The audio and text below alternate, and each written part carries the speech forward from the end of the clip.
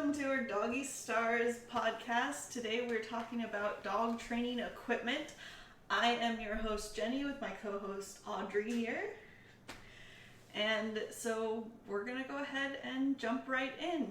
So first thing, I just want to make sure I kind of define a term that we might be using throughout is the term aversive. Means it's something that is unpleasant, kind of. So, and that can be lots of different things, like petting for some dogs is actually aversive, because they don't like being pet. Or maybe even it's only aversive sometimes, they don't like it in that moment. Right. So that's an important term that we'll probably be using a lot. And then of course, might say reinforcement or reward or anything that's a positive, pleasant thing. Yeah. Is at least in this episode, that's what we're going to mean when we're talking about those terms. So we're going to kind of go by category for our topics today. First topic or section is collars. I wanted to just talk about some of the collars that are there, with what are benefits, what are maybe some downfalls, when do we use them. So I'll start with flat collars. Are we starting with, flat collars? Yes. Okay, so, alright.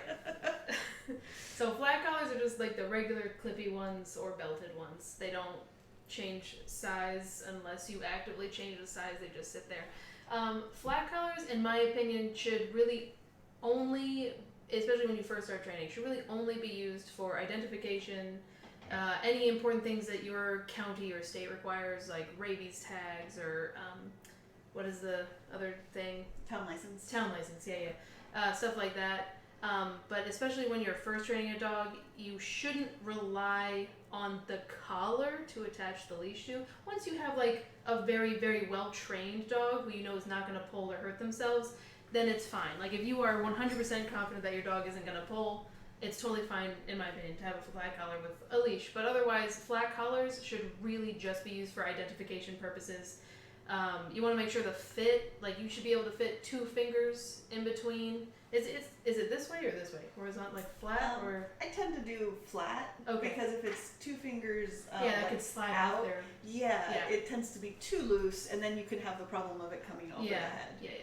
And like depending on dogs' heads too. So like that can be the other thing is like if you have a pit bull, like they got chunky heads.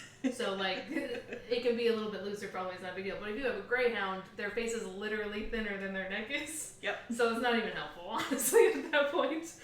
But yeah, flat collars, as long as it's for identification purposes in the very beginning, that's really all they should be for. Yeah, and that's generally what I like to suggest is I like to recommend that people have a flat collar on their dog most of the time, if not all of the time.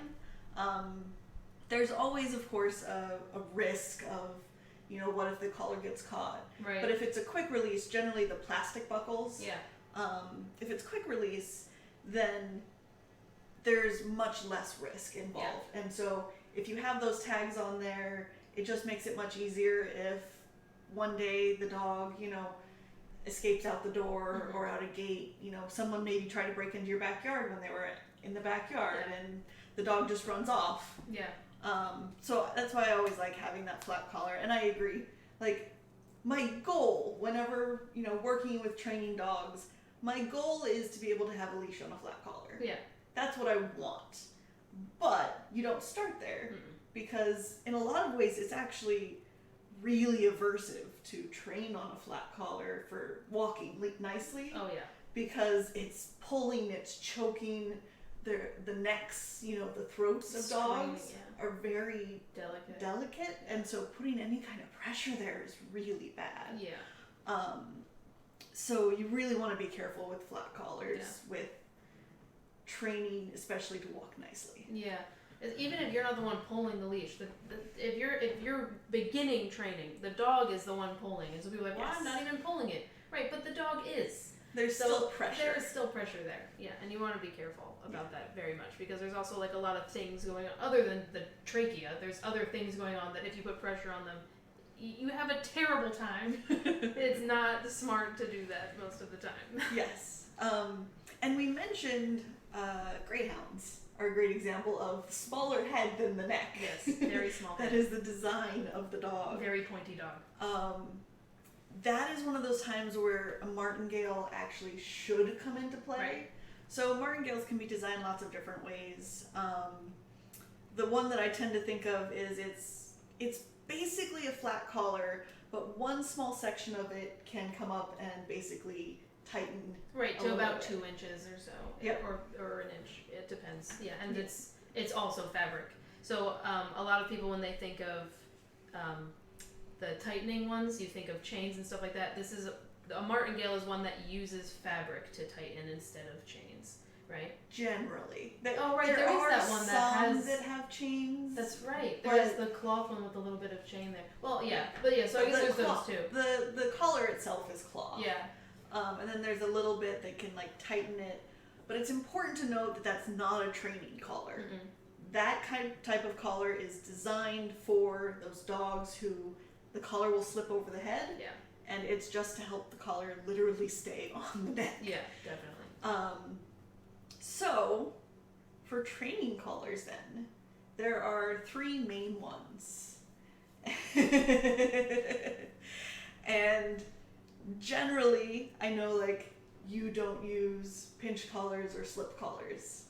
Mm-mm. Now, of course, I just want to explain a pinch collar is also sometimes known as a prong collar, a slip collar, also known as a chain, a choke chain. And I say that without any like meanness. Right, that's just what it's called. That's what they're called. That's its actual name. And then, of course, a head halter, which kind of flirts around like, is it really a collar? But at least the ones I like have a collar aspect Right, as go behind well. the ears. Yeah. Yeah. Yeah. So I'll have you talk about the head halter, and I'll talk a little bit about Okay. pinch and slips. I have nothing good to say about those, so. Okay, so head halters I do actually like quite a bit because they don't put unnecessary pressure anywhere on the throat. It slips over the face and it tightens around the snout. It doesn't stop the dog from opening or closing their mouth. If they wanted to bite you, they could. Hopefully they don't want to. But it doesn't stop their mouth from opening and closing. And then it has a kind of safety measure where it clips behind the ears so that if something happens and like the face part slips off, you still have kind of like a collar so before they, run off or anything. Because if it was just this and they just pull their face out of it, then you're kind of screwed. They also have ones that will connect to the regular collar and the face one. The reason I like those ones is because especially when you're training with walking, you are shifting the leverage from the dog having the majority of the leverage to you having the majority of the leverage while walking. A lot of people, and we'll talk about these later, but a lot of people have back clip harnesses, and you don't have a lot of leverage in that case, and we'll go into that in a little bit.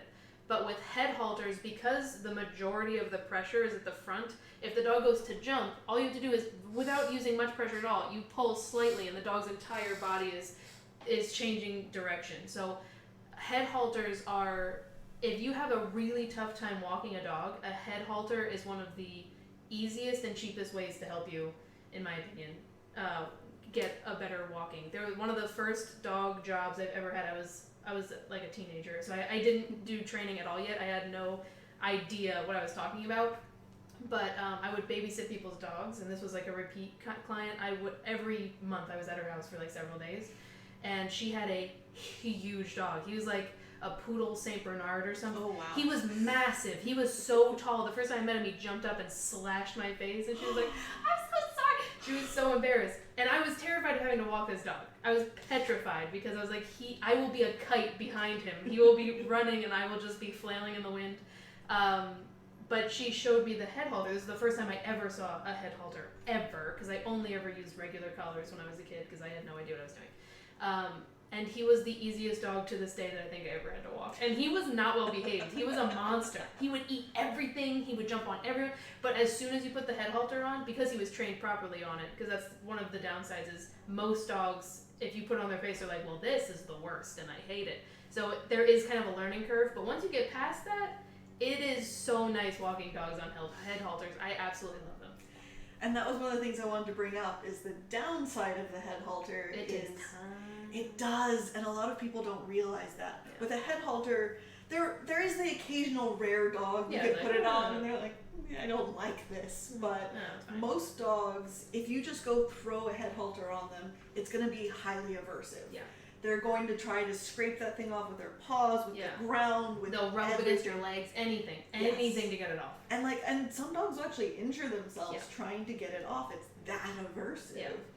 But if you do the slow process, introducing it slowly, carefully, so Yeah. that it's preferably it's a positive thing. Yeah. My second service dog was trained on a head halter, and when I pulled the head halter out, he got all wiggly and excited because he knew, That's right. oh, it's time to go work. It's time to go out for a walk. And so Yeah. he'd get really excited, and Aw. preferably that's what you want. Yeah, that's the goal. That's perfect.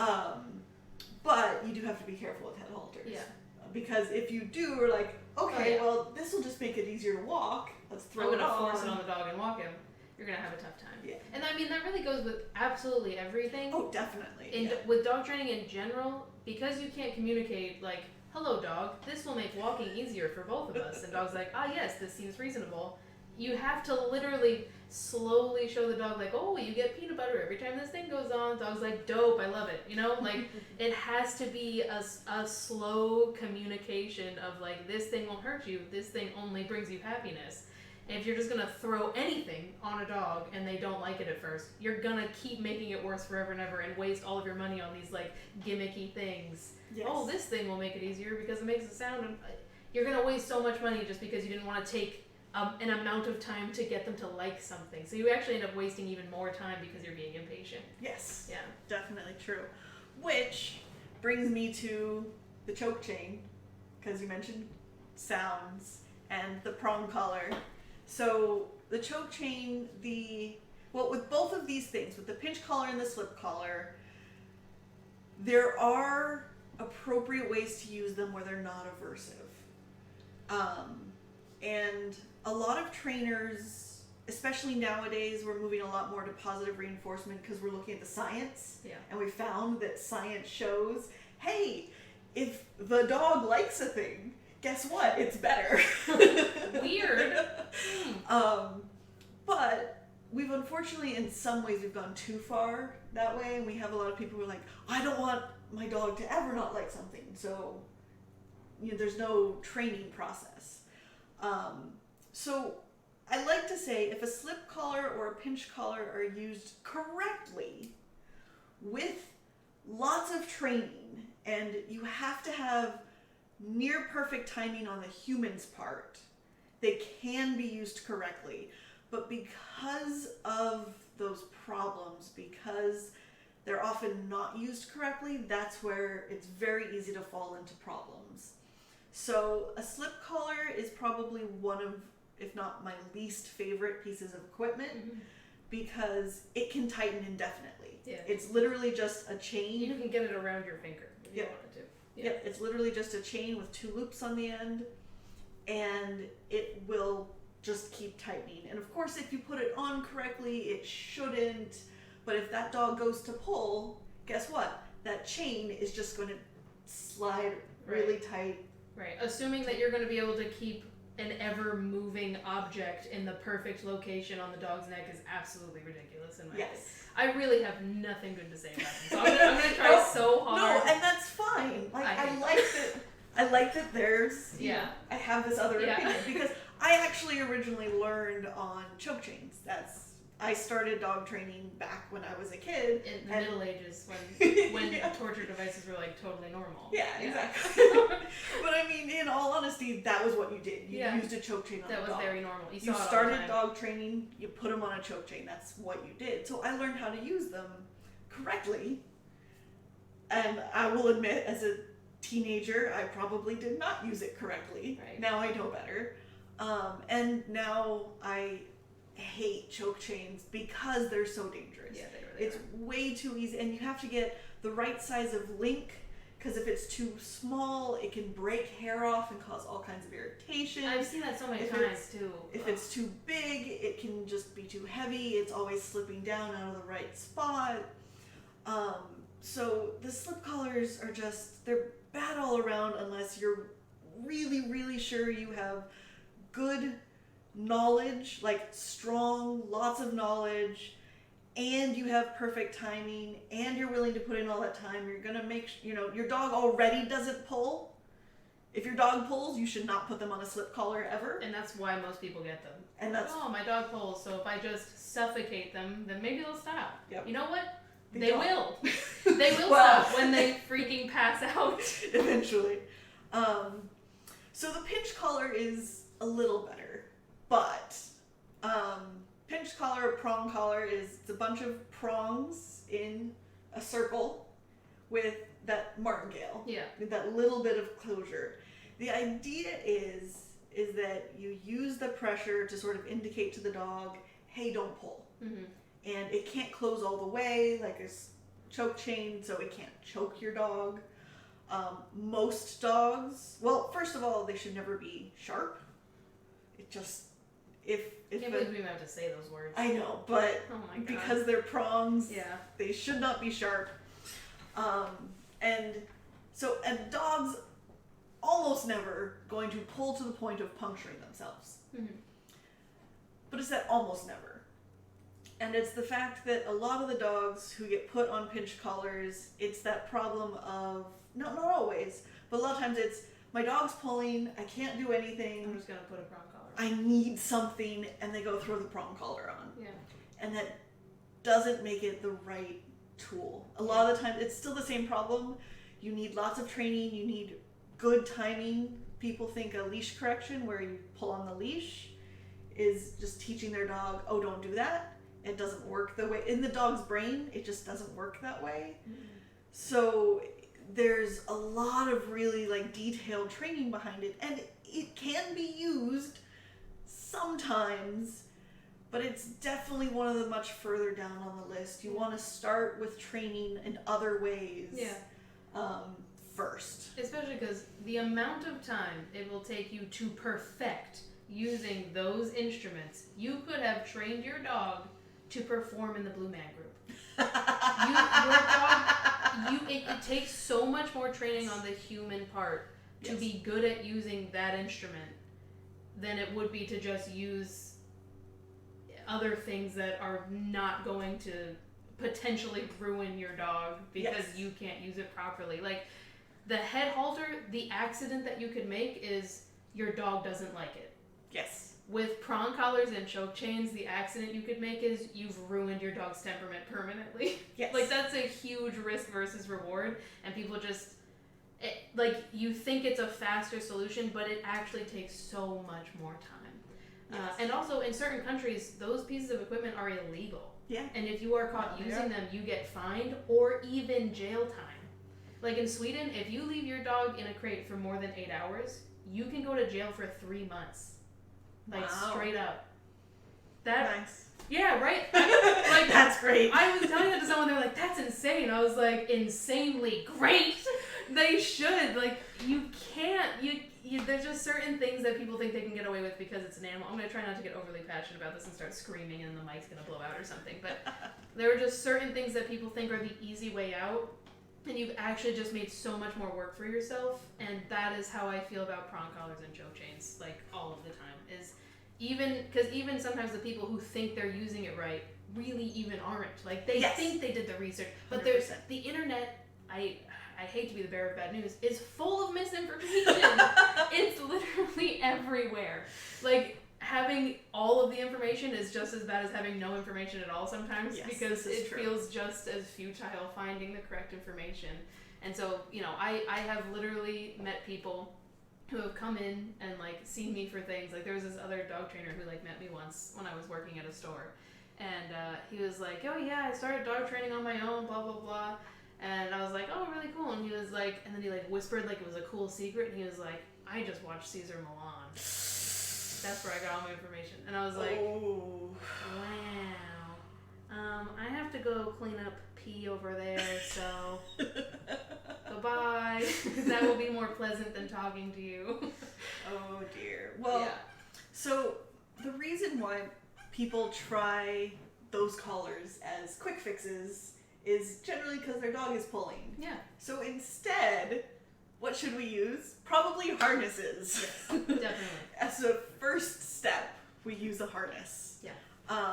Just because I want talking about like, well, these things are sometimes good, mostly bad. You have to be careful. Even with the head halter, Yeah. which is the preferred, you have to be careful and Yeah. slow. But my dog is pulling now.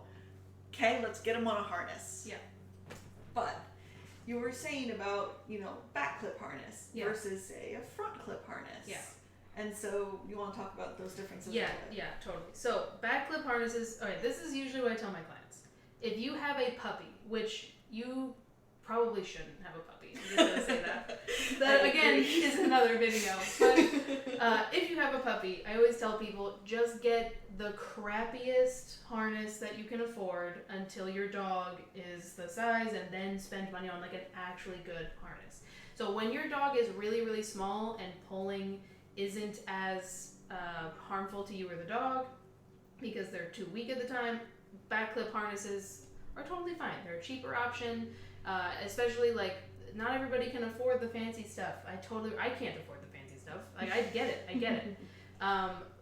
But especially if you have a bigger dog, back clip harnesses, like, they make everything harder. The upside is that most of them, not all of them, but most of them won't get close enough to the neck to actually put pressure on like the trachea and the hormone glands and all of that other stuff. So most of them aren't gonna do that to you, but they do give the dog the majority of the leverage. So if you've ever seen those like video clips of like super strong, muscly, usually bald men who are like, I can pull a fire truck, right? They put a back clip harness on to do that. They literally strap a harness on and they pull a fire truck with a back clip harness because it is easier to get leverage when something is connected to your back. That is the same principle for dogs. So to alleviate that, if you put the leverage somewhere closer to the front of the dog's body, like with the head halter, it's right up in the front. With a front clip harness, it's similar. It's in the front, so you have more leverage. So if your dog goes to jump for something and you pull to the side, your dog's entire body is changing. Whereas if you're pulling on a back clip harness, your dog could just endlessly pull you until one of you is too weak to continue pulling, and it's not going to be the dog. Now that being said, I like Easy Walk harnesses. That's one of the brands that you can get. The only issue that I have with that front clip harness is that I wish I had brought one. I should have definitely done that. I should have thought definitely about done it too. that. Dang it. We will have Like links or something. Yes, links. Yeah. I do already have a post up on doggystars.org for different types of equipment, things like that. Good. We'll I'll go through it and double check, and we'll post some pictures and links to other specific examples of these harnesses and things that we're talking about. Because I really like Easy Walk harnesses. They are a pretty cheap brand, but like a good alternative to back clip harnesses.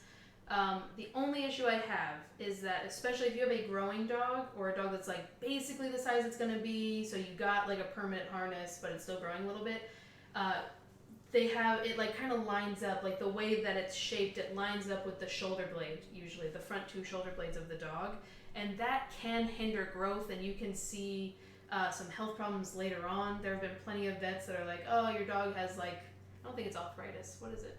I forget now, but there's some kind of problem that your dog can develop because there's like constant pressure on the shoulder blade. So I don't like that specific model, but they do have another model that I like much, much more. It's also sewn together differently. It's like double.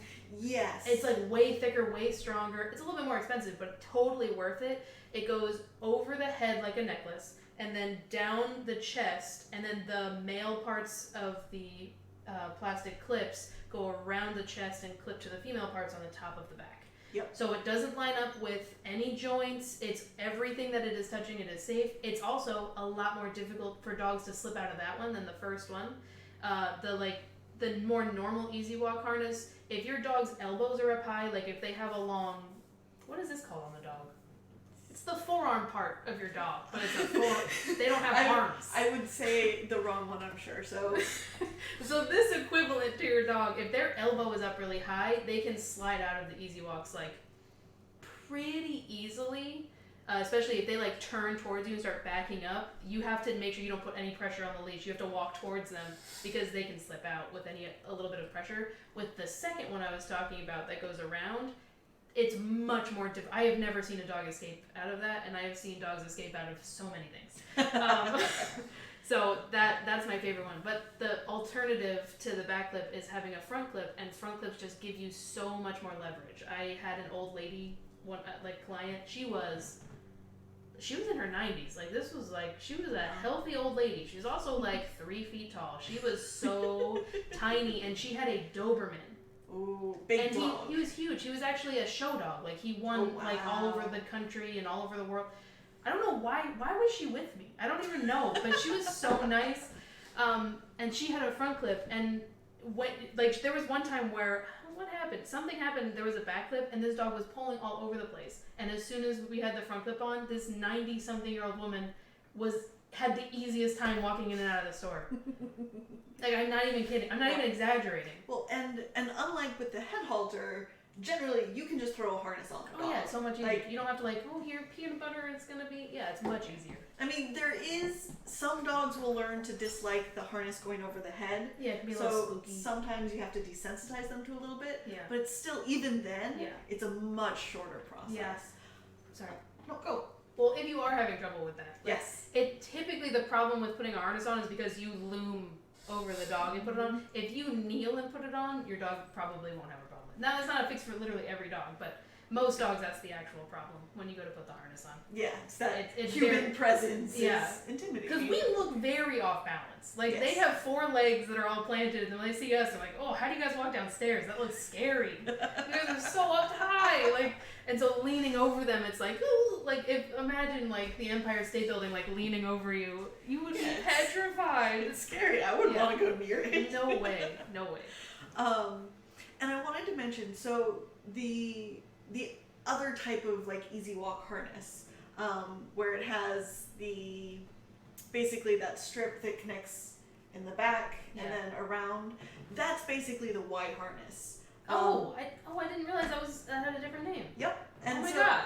Well, and so oftentimes you'll hear Y harness talking about service dogs, especially for mobility work, because it's a harness that doesn't put all that pressure on the shoulders. Yeah. Because with mobility work, you always have to be careful of the dog's structure, that you're not putting undue pressure on them, that you're not going to put any extra pressure or things like that. We don't want the pressure on the shoulders. You want it, like center back between there's like a very specific spot. Yeah. That like, if there's any pressure, you want to make sure it's in the right place on the body. Distributed evenly. Of course. Just like with a horse. Yeah. And that Y harness helps prevent, pulling forward on the shoulders, and also allows the pressure to land in that right spot. Is it called a Y because it goes like this? Yep. It's a Y because it makes a Y. Oh my god. I literally had no idea. The main thing is that where the harness clips. Yeah. Because generally, when we talk about Y harnesses and we're talking about like mobility dogs, service dogs, we're generally thinking of something that probably has a handle, right, or something like that. Regardless, the clip is going to be in the back. Yeah. If we're talking about a walking harness, especially to help prevent pulling, we're generally going to want pressure in the front. Yeah. Because we want to be able to redirect, use that leverage to redirect the dog. And another example I just wanted to throw in with like the back clip harness versus the front clip. I always like to say, the front clip is, think about where that angle goes. Of course, if you move off to the right, the front will follow off, well, to the right, not the left. Right. Oh no, I'm getting confused. Whichever direction. I'm so bad with that already. But like with a back clip harness, think of Husky, or Malamute pulling a sled. they get clipped in the back because so that they can. They can pull that sled. Exactly. Because it makes it easier for them to do that. Yes. That's wild. You can also like think of like a tugboat, you know, like when a tugboat is pulling a ship, a gigantor ship through the ocean, it's connected to the front of the boat so that it has the leverage to pull this huge boat. You know what I mean? And the tugboat technically has on a backflip harness so that it can pull. You gotta physics, you know? Yep. Physics is weird. So, I don't want to spend too much time on leashes, but of course there are a couple of different types of leashes. That I just wanted to like talk about very briefly. Yeah. Of course there's always the standard, which is normally 6 feet. You can get shorter or longer leashes that are still like standard. Yeah. I generally like 6 feet, tends to be a good length between the human and the dog, whatever height the dog is standing at. Yeah. Normally, you know, you can have like padded handles, you can have multiple handles, Yeah. you can have all kinds of different configurations, but I like to recommend non-stretchy. Yes. Well, and I don't even mean retractable. Like, because there is retractable leash. Yeah. But then there's also like stretchy leashes. No. Yeah, I don't like those at all. They are so deceiving. Yes. They are liars, is what they are. You think you're safe, boing, and then you're not. No. Well, and then you also have the problem of with both retractables and with like that stretchy leash, is your dog has to pull on it in order to get any kind of length. And guess what? You're teaching your dog to pull. When I pull, I get more space. Yay! Exactly. I mean, and that's not even talking about like other hazards. I mean, retractable leashes, so dangerous, dude. Yeah, they're even like there are lots of different types out there. Most of them though are a thin like string, but they're also like ribbons. But it doesn't matter. They can cause like rope burns, friction burns really easily. They can get tied around things and harm the dog, harm others. Yeah. I can't tell you how many times I've seen people get tripped up by them because a dog takes off. I've seen dogs chased by the end of the retractable. That one? Because dog takes off. Oh no, person, I dropped it. Now it's chasing the dog. Dog's trying to run faster. That has happened to me, like during a lesson. Oh, no. I wasn't the one that dropped it, thankfully, but if I was, I would have been mortified. I've been sliced by those things too. Yeah. Like, because I'm sometimes like, oh, can you hold my dog? I'm like, oh, okay. And I don't scar, unfortunately. My skin repairs itself so efficiently, you would never know. It is unfortunate, because scars are dope. Okay? But I literally, like, sliced almost to the bone. Oh, thinking about it freaks me out. Just don't get them. Just don't. Just do not. Yeah. When you're asked or told to get, like, a standard leash, like a leather leash or a nylon leash, just nice solid. Thick nylon that can't slice through your body. Yes. Oh, God. Of course, with like leather and nylon leashes, there are still a couple of other options. The one I always like, especially because we've worked with service dogs and with service dog clients, over the shoulder. Yeah. So normally what it'll be, and I have a link of this up on doggystars.org, is it's like a multifunctional leash, so they can clip into different arrangements. So you can have a standard leash with just a handle on the end. Yeah. You can have an over the shoulder. You can have like around your waist if you're a runner or something. Yep. Yeah. But that over the shoulder is really nice because you can have still a good length of leash between you and the dog, and then you can have hands free. Yeah. Or you can hold the leash. Yeah. But it gives you a lot more flexibility with, especially when you're training, even if you're not training a service dog, just dog training. It's so nice to be able to go hands-free in a safe way. Definitely. But I love that. I like doing around the waist most of the time. Busty girl problems. I don't really like across the chest ones. They get really frustrating. I appreciate them. I know if I didn't have problems that I would like it.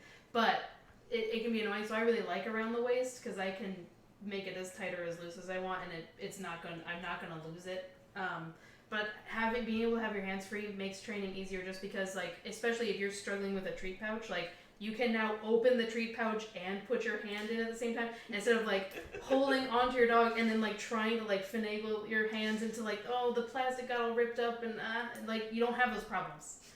It's so nice when you don't have those problems. I love those ones. Yes. And then of course there are the other lengths of leash. So a traffic leash is normally like literally a couple feet at most, like I didn't 1 realize or that was 2 their feet. name. I'm Yes. learning so many names. Yeah, literally Yes. a traffic leash is generally just a loop. And a clip. Loop. No, sorry, I'm taking up the No, whole No, screen. you're fine. I'm like, get out of here. So that loop with the clip. So Yeah. basically, you just have a handle Yeah. to hold right up against like the collar or the harness. Yeah. For traffic. So there's no extra That's looping. good for like New York and stuff. Exactly. That's Yeah. smart. So there, because with a long leash, I didn't know that was I a don't, thing. not long leash, but like with a standard leash, you know, a 6-foot leash. Oh yeah, If New it's York. That's connected to that the might as well be collar- 100 feet. Yep. And you can't have your dog going at the end of the leash, especially in some place like New York or a busy city. I mean, even just on like side streets sometimes. Yeah. You know, you don't want your dog going that far away. And then you have all the extra leash, and what Yeah. do you do with it? Yeah. So instead, just having that nice little short loop, that traffic leash, can be nice. Of course, if your dog doesn't know how to walk nicely on a leash, you shouldn't be on a traffic leash yet. No, that would be so awful. Oh my god, that stresses me out. Yeah. The idea of somebody getting pulled on like this tiny leash. No. Mm-mm. So the traffic leash is for, you know, after the dog is Yeah. trained, but that can be helpful. The other, of course, the opposite side of that is the long lines. Yeah. So, I mean, we said standard leash is about 6 feet. A long line, I've seen them anywhere from like 7 feet to, I think I've seen 100-foot long line. Yeah, I'm pretty sure I've seen one of those. Yeah. I So- love those. Yeah, well, and so the great thing about the long line is they're great for training Yeah. purposes. You can practice recalls with, you know, generally they're really lightweight, much Yeah. lighter weight than the standard one. Yeah. So you can practice it much more as if you're off leash. Yeah. You can also, like, let's say you go to a park that's unfenced, Mm-hmm. you can keep your dog on a leash, or, you know, in New Jersey, we have beaches, but sometimes the dogs have to be leashed on a beach. How do you do that? Well, with a long line. No one said it can't be a really long leash. I actually literally do this almost every day with my dogs. I have like a 20-foot leash, and there's a park that no one goes to right now because it's so hot, and you would only go there if you're an idiot. And so I go there every day, and I just practice recalls. Even with my deaf dog, I practice recalls with that. It's awesome because they feel like, oh, I'm so free. They have no idea. They have no idea there's a leash on them. Yep. And then you can drop it and pick it up and like train them with like, oh, look, if you drop it, you stay right here. I love those things. They're Yep. so great for training. They're really, that's the best use for the long line. Yeah, one is, of my like, top training. 3 favorite equipment things. Yes. Definitely. Very briefly, other pieces of equipment, mention the handles for service dogs. So there's a counterbalance handle and a guide handle. Generally, if you're going to need a handle, you're going to end up doing more research into what are the differences. Guide normally is at a low angle versus a counterbalance handle is generally going to be higher. A guide handle is going to be rigid because the idea is it's always in that same exact location Right, for so if the someone to dog grab. stops, you stop. Yep. And counterbalance oftentimes are semi-rigid, they're more flexible, they can go down, they can go up, which for the average person, even if they need a handle for their service dog, is more useful Yeah. because it can fold away Yeah. and tuck away, things like that. And I go into that, I think, a little bit more in the blog post that I mentioned where I went into equipment. I also went into like vests and capes and things like that a bunch, which of course I always want to say Are not. are not Necessary. legally required in the US. Yeah. They just However, make life easier. they make life easier, they tend to prevent access issues, and they're fun to customize. That's so true. You can do all kinds of different colors and patterns. You can And do different patches. patches. I know of a dog who has a sunflower themed vest and That's patches, really and they're cute. great. I'm in the process of getting myself a galaxy themed one. Of course. Of course. You have to. I do. Doggy stars. Exactly. So that's some of the fun stuff. And if you want to learn some more, you can always ask us. You can also email us questions about any of that stuff, or you can look on the blog. One last piece of equipment things, though, that I want to make sure we talk about are treats. Because, of course, if you're doing dog training and you're doing, that positive reinforcement, you're trying to make sure that your dog enjoys what they're doing, they enjoy working, they're having fun. You want some sort of reward, which is almost always going to be treats. Food. Yeah. Yeah, definitely. So I know there actually was a question that I saw the other day about, it was a college student who, was going to college with their service dog and was still looking for some, treats, was wondering, maybe what are some good options? What's something maybe affordable but still good for training, some things like that. And of course, I suggested string cheese. That's my favorite because it's cheap. So cheap, it's dude. easy to get because you can get it anywhere. Yeah. Easy to store. It's in plastic. Quick Yep. cleanup. If you cut it up into small pieces, that can be great. Or you literally just have the stick and you can pull tiny pieces So off easily. as you go. Yeah. I don't know. What are some of your favorite treats? I actually really like using fruit. Okay. I like using fruit a lot. Now, I've been feeding my dogs fruits and vegetables since I've gotten them because they're omnivores and they're supposed to have raw fruits and vegetables. And so if you can, some dogs are really picky, some dogs don't like it, but if you have a dog who is super, doesn't even taste the food, just food, good, yes, put in mouth, using fruit is a super good way for you to, first of all, it's super easy to chew. It's usually very, very soft, which makes it faster. Because if you have a super crunchy treat, then the dog takes for freaking ever, and then the amount of time that they took to chew, you could have done probably 2 or 3 more things. So fruit, because it's soft, but also because you can store it super easily, it can be very cheap, and it's not super high in calories. So if a lot of service dogs are Labs and Goldens and stuff like that, those are also 2 of the breeds that gain weight the fastest. Goldens, oh my gosh, yes. Labs, Beagles, other hounds in general, Corgis. There's a bunch of breeds that gain weight like me very quickly. Where if they look at food, they have gained the weight of it now. And so a really easy way to cut down on that is just using fruit. Now you don't want to use bananas because bananas are super high in sugar, and so that will not help. Or carrots too, fruits and vegetables, some of my favorite things. But blueberries are already so small, I don't have to break them up. Carrots you'd have to cut beforehand. Blueberries are the easiest thing. Yeah. So easy. They're tiny, they're soft, they're chewy. Yeah, I like blueberries. Nice. Yep. So we don't want to take too much longer, but we knew this would happen. Yep. We knew we were going to go long. But I do have a question wanted to ask is, of all the different types of equipment out there, everything, what is your favorite piece of equipment and what is your least favorite piece of equipment? Okay. So I guess we should start with least favorite. My least favorite is absolutely choke chains. Every time I see them, I'm filled with rage. Because to me, I feel like I'm looking at someone who has not done the proper research. Because if you go on just about anywhere and Google dog training, positive dog training is one of the first things that's going to come up. So if you're typically, and this might be biased, but typically if I'm looking at someone using a choke chain, I feel like I'm looking at someone who was taught once when they were younger how to dog train and has done no research since then. And that might not always be the case, but that is what I've personally experienced. And then my favorite is probably the long line, used with a harness. But if I can only pick one... No, that is true. That is something we didn't talk about with the long line. It's definitely used with a harness, not the collar. Never a collar. Even if your dog is perfect, never a collar. Because if you're... Also, I just want to say this because I just got really anxious. If you have a greyhound, don't ever put them on a long line. If you have a greyhound or a very fast, one of those types of dogs, never put them on a long line if you have only the collar. They can break their necks and literally die very quickly.